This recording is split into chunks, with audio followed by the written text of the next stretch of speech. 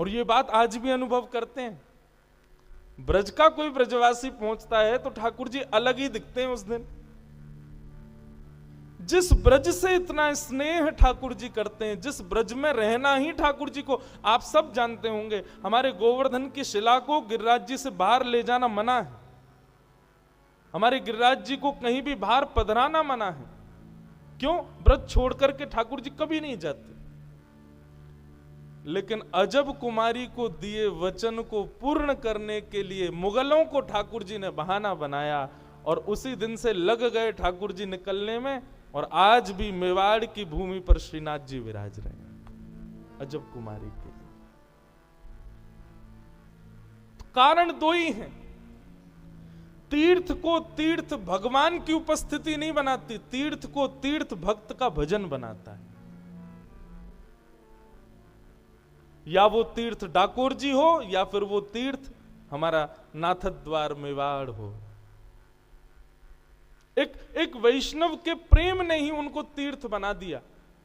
आज जहां लाखों करोड़ों लोग जाकर के अपने पुण्य के भागी बनते हैं, प्रेम के भागी बनते हैं, भक्ति के भागी बनते हैं, ठाकुर जी की उपस्थिति से तीर्थ नहीं है, वैष्णव की वैष्णवता से तीर्थ बनता है।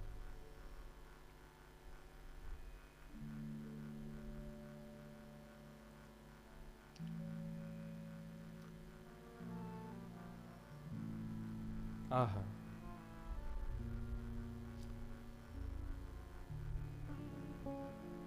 बाई साहब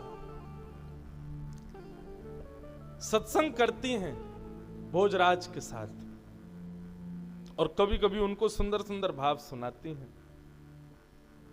अब कभी भी बाई साहब को ठाकुर जी का अनुभव होता है, और जब भी ठाकुर जी का अनुभव होता है तो भोजराज बैठ करके देखते हैं।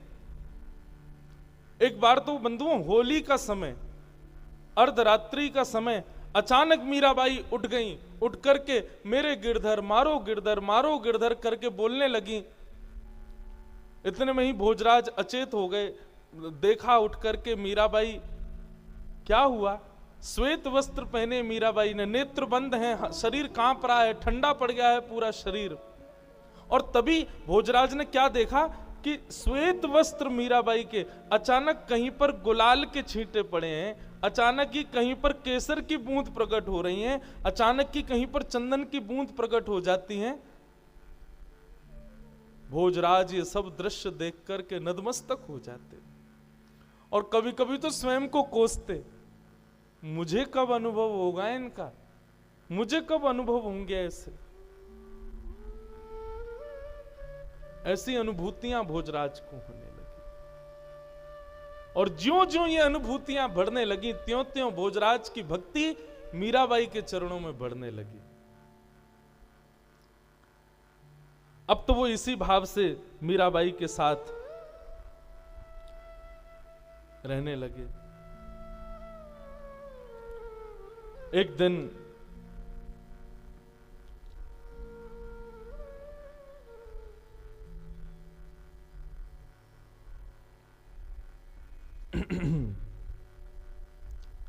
मीराबाई मेवाड़ में गणगौर पूजने का समय आया, और एक रात्रि पहले ही सब घर के लोगों ने, उदाबाई ने, आदि आदि कुछ लोगों ने आकर के पहले ही संकेत कर दिया कि मीराबाई, आप कल आपसे प्रार्थना है कि आप कृपा करके समय पर गणगौर पूजा करने के लिए सब रानियों के साथ में चलना। देखिए, अच्छा नहीं लगता है, आप नई नई आई हैं, बात बात पर आपकी आलोचना हो, आपके बारे में कुछ गलत कहें, ये सब शोभायमान नहीं होता है। इसलिए आपसे प्रार्थना है कि कल पंडित जी ने इतने बजे का मुहूर्त निकाला है। मीराबाई बोली, मुहूर्त कब का है? बोले सूर्य उदय का मुहूर्त है। अब मीराबाई बोली, देखो मैं करना नहीं चाहती लेकिन जबरदस्ती कुछ ना कुछ। अब देखिए, सूर्य उदय पर ही लाल जी उठते हैं, अब मैं सूर्य उदय पर कैसे आऊं, लाल जी को उठाऊं क्यों, आपके साथ में पूजा करने जाऊं? सखियों ने कहा देखो लाल जी की बाद में सेवा हो जाएगी, लाल जी बाद में उठ जाएंगे, आप देख लो ना, एक दिन गणगौर की पूजा करने चलो। मीराबाई रात भर सोचने लगी क्या करूं क्या करूं क्या करूं। ब्रह्म मुहूर्त का समय हुआ, मीराबाई उठ गई, नहा धो करके ठाकुर जी के लिए जल उष्ण किया, चूल्हे पर गर्म करके जल, जैसे ही बोले आज ठाकुर जी की जल्दी सेवा कर देती हूं। जैसे ही उष्ण जल लेकर के ठाकुर जी को उठाने के लिए पद गाना प्रारंभ कर ही रही थी कि पद प्रारंभ करते ही मीराबाई के मन में आया, रात भर तो ये ऊधम मचाते हैं, रात भर तो ये हमारे संग में बातें करते हैं, रात में इतनी देरी से सोए हैं, थक गए होंगे, हार गए होंगे, और मैं भी कितनी कितनी कितनी दूषित भाव वाली हूं, मैं ये भी विचार नहीं कर रही हूं कि इनको भी नींद आ रही होगी, रात में देरी से सोए हो, मैं इनको उठा दूंगी। और गाते गाते मीराबाई रुक गई, रुक करके बोली नहीं, अभी अभी थोड़ी देर पहले ही तो सोए, अभी कैसे उठा दूं। फिर मन में आता है, बोले कि नहीं उठाऊंगी, नहीं सेवा करूंगी तो फिर सूर्योदय होगा, मुझे गणगौर के लिए जाना पड़ेगा, वहां जाएंगी, फिर पूजा होगी, फिर नाच गाने होंगे, आदि आदि सब चलेगा, आधा दिन तो उसमें ही निकल जाएगा, फिर सेवा कब करूंगी, आके सेवा करूं तब तक भूखे प्यासे बैठे रहेंगे बेचारे। अब मीराबाई संकट में पड़ गई, क्या करूं, जाऊं नहीं जाऊं, सेवा करूं नहीं करूं। जप करने लगी, बैठे बैठे जप करते करते करते इतने में सूर्योदय का समय हो गया, और सूर्योदय का समय होते ही मीराबाई ने पद गाया, ठाकुर जी को उठाने का पद आया, ठाकुर जी को उठाया,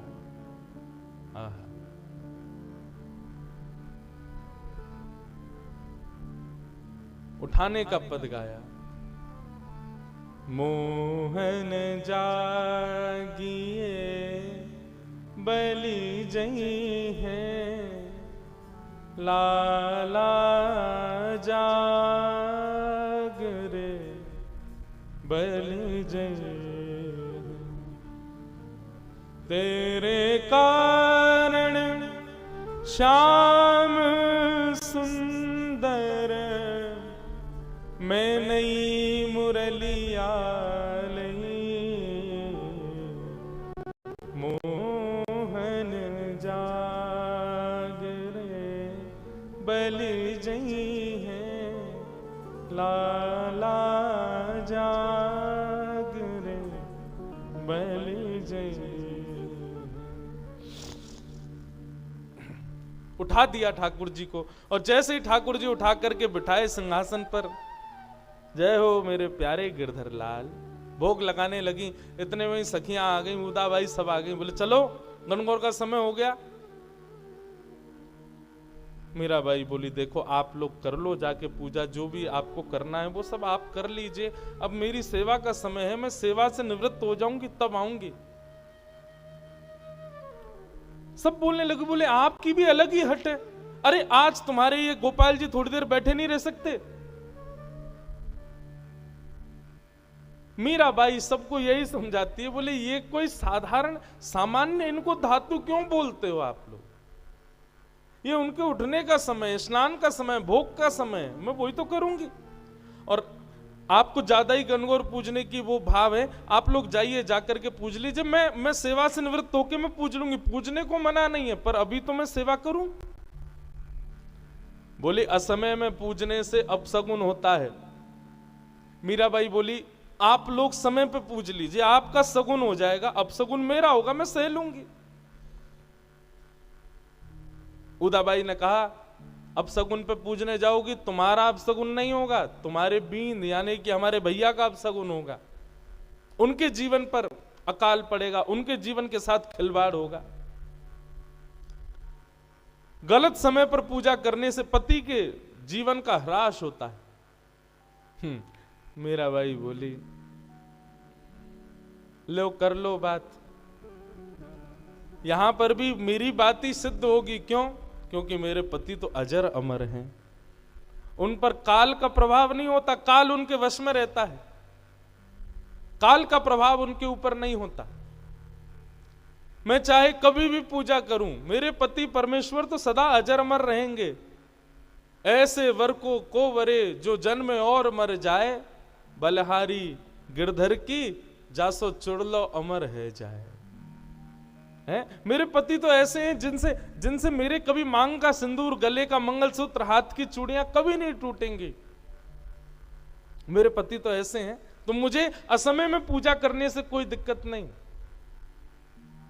उदाबाई खींच गई, बोले अच्छा तो फिर क्यों ब्याह किया ये हमारे भैया से? क्यों ब्याह किया? जब उनको पति नहीं मानती हो तो यही तुम्हारे पति हैं, क्यों ब्याह करके आई हो उनके साथ? हमने देखा भी है, तुम उनके समीप भी नहीं बैठती हो, उनसे बातें भी नहीं करती हो, आदि आदि सब बातें उदाबाई कहने लगी। क्यों हमारे वंश में आ गई हो सबका सर्वनाश करने के लिए?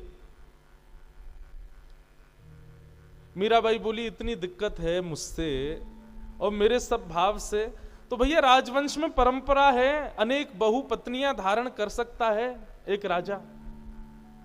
आप अपने भैया का सुंदर सुशीला गुणवान किसी राजकन्या से एक और ब्याह करा दो। उदाबाई बोली यही तो तुम्हारी चालाकी में समझना सुनना चाह रही थी।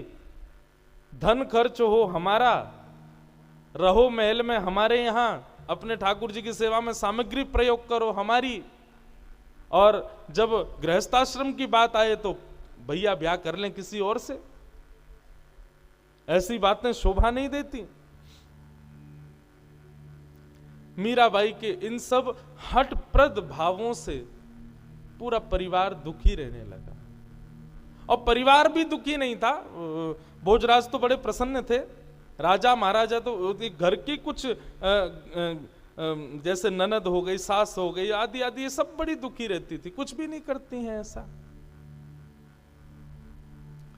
मीराबाई का भाव केवल इतना था, वो जब ठाकुर जी की सेवा से निवृत्त होती थी तब सब करती थी, सास को भी प्रणाम, ननद को भी पूछना, सबको भोजन कराना आदि सब। लेकिन जब ठाकुर जी की सेवा का समय, उस समय ब्रह्मा भी आ जाए तो बीच में उठ करके नहीं जाती थी, और इसी बात से सब चिढ़ जाते थे। सब ने जाकर के एक दिन उदाबाई ने भोजराज से जाकर के शिकायत कर दी, बोले ऐसी बिंदड़ी आई है तुम्हारी, किसी की सुनती नहीं, मानती नहीं, अपने अपने भाव पूर्ण करती है केवल।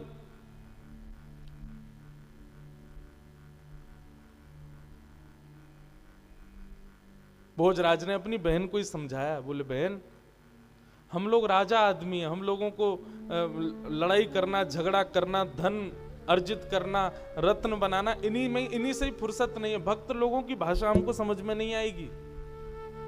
मीरा भक्त है, वैष्णव है, उसके भक्ति भाव में उसको लगे रहने दो, हमारे तुम्हारे विषय से परे है उसके भाव। इसलिए बहन मैं भी कहूंगा कि तुम भी ज्यादा मत पड़ा करो, उसको करने दिया करो जो उसका भाव हो। उदाबाई बोली खुद हमारे पति की भी बुद्धि पर कुछ टोना कर दिया इसने, हमारे भैया की बुद्धि पर भी कुछ टोना कर दिया, वे भी कुछ नहीं समझ रहे बात को।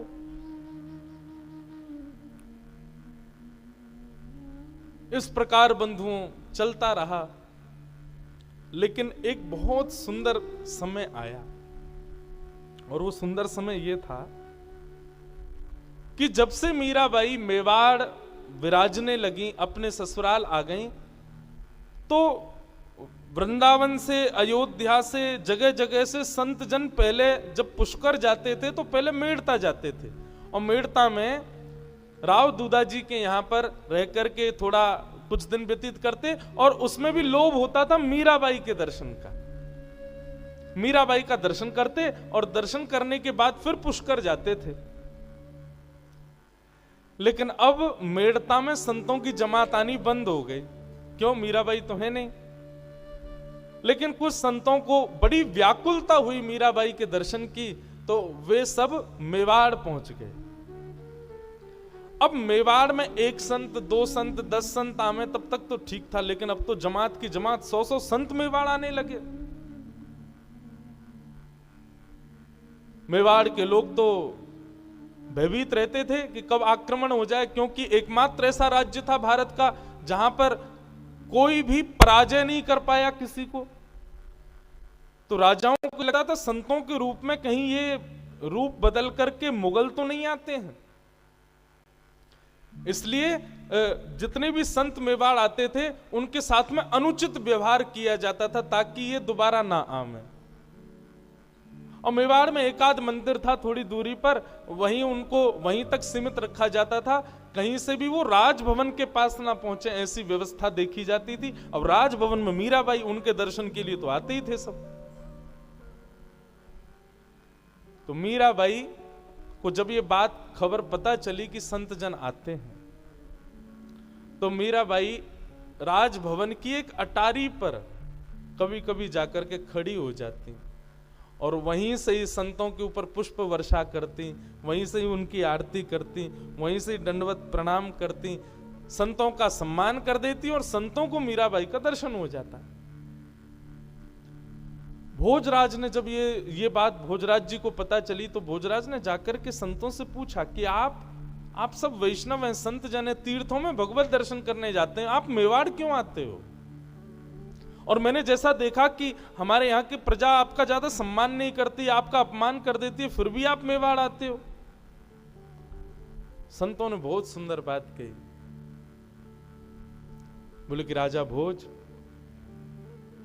हम वैष्णव संत जन पहले मेड़ता जाया करते थे, वहां तो मीराबाई का सहज दर्शन होता था। तो मीराबाई के दर्शन से प्रभाव ये होता था कि हमारे चित्त में भजन की और ऊर्जा प्रकट होती थी, भगवत स्मरण करने के और ज्यादा भाव प्रकट होते थे। लेकिन जब से मेड़ता से मीराबाई चली गई, हमारे हृदय में कभी कभी भावना होती है कि हम अपने भजन को और थोड़ा दीर्घ करें। मेड़ता जाते हैं तो वहां मीराबाई मिलती नहीं, इसलिए हम लोग मेवाड़ आते हैं ताकि यहां आकर के मीराबाई का दर्शन करें और दर्शन करते हमारा भजन बढ़े। संतों का भजन बढ़ता था मीराबाई का दर्शन करके। भोजराज जी ने यह भाव जाकर के राजा कुंभा को बताई, भोजराज जी के पिताजी। और कुंभा जी ने जब ये बात सुनी तो भोजराज जी और कुंभा जी दोनों के भाव से मेवाड़ में एक मंदिर बनाया गया, राजभवन से थोड़ी दूरी पर। और मंदिर बना करके संतों के लिए विशेष उपस्थिति वहां हो, संतों की व्यवस्था हो, संतों का आगमन होता रहे, ऐसा भाव वहां पर व्यवस्थित किया। अब तो मेवाड़ में भी सत्संग शुरू हो गए, मेवाड़ में भी संतों का आना शुरू, कथाएं प्रवचन होना शुरू हो गया। लेकिन संत जन तो प्रतीक्षा करते थे कि मीराबाई आवे, उनके दर्शन हो। अब मेवाड़ में तो राजकन्या बाहर नहीं जाती, राजा की पत्नी बाहर नहीं जाती।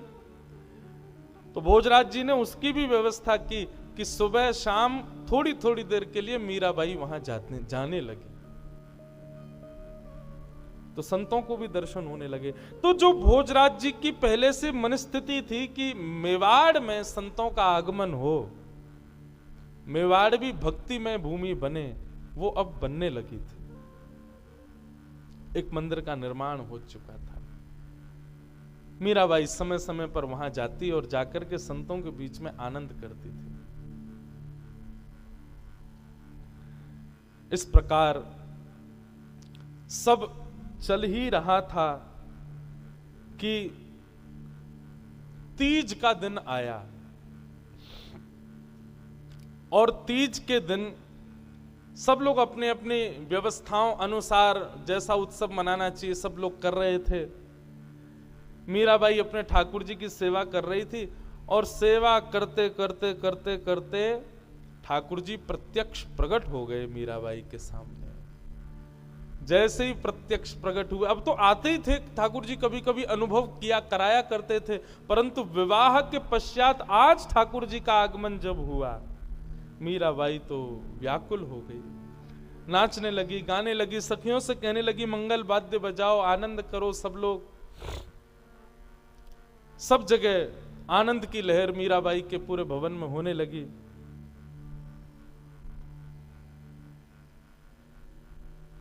और मीराबाई गा रही हैं बहुत सुंदर एक पद। आज मेवाड़ में पहली बार ठाकुर जी प्रकट हुए हैं, मेड़ता में तो हो चुके थे। मीराबाई गा रहे हैं, राठौड़ जी रे महला रंग छायो, आज तो राठौड़ जी रे महला रंग छायो। राठौड़ जी रे महला रंग छायो, आज तो राठौड़ जी रे महला रंग छायो।